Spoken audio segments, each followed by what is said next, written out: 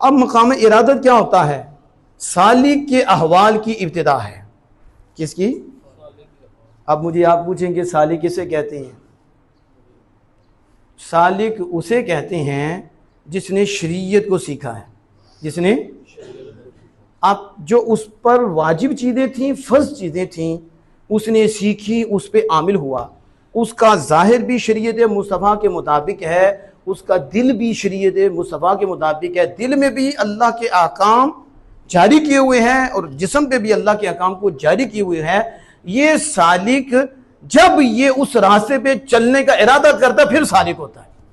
अभी भी सालिक नहीं है, अभी भी मुत्तकी है, लेकिन सालिक उस वक्त होगा जब ये सब कुछ पाया जाए, इसके बाद वो वलायत के रास्ते पे चलना चाहे, रज़ाए इलाही के उस रास्ते पे चलना चाहे, तो फिर वो सालिक है। और सालिक मकाम में इरादत पर जब फायज होता है, मतलब क्या है कि सालिक के जो अहवान हैं और सालिक की इब्तिदा ये है कि जिससे वो नफसानी ख्वाहिशात को रोकता है, अपनी ख्वाहिशात को रोकता है और अल्लाह की रज़ा पे राजी रहता है।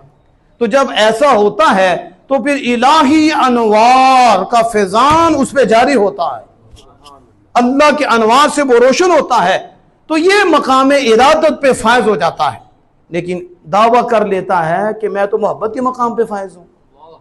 फायज था मकाम इरादत पर, लेकिन दावा उसने ये किया कि मैं फायज हूं मोहब्बत के मकाम पर, तो जो पहले अनवार बरसते थे अल्लाह वो भी ले लेता है।